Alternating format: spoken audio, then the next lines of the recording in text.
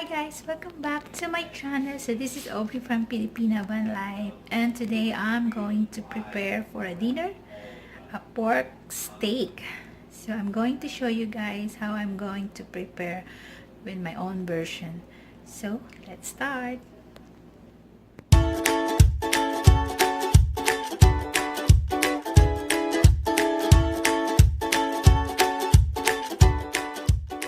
Two pounds pork chop,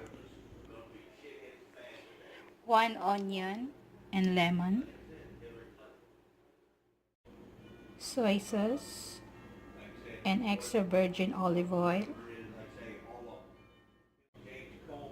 salt and pepper to taste.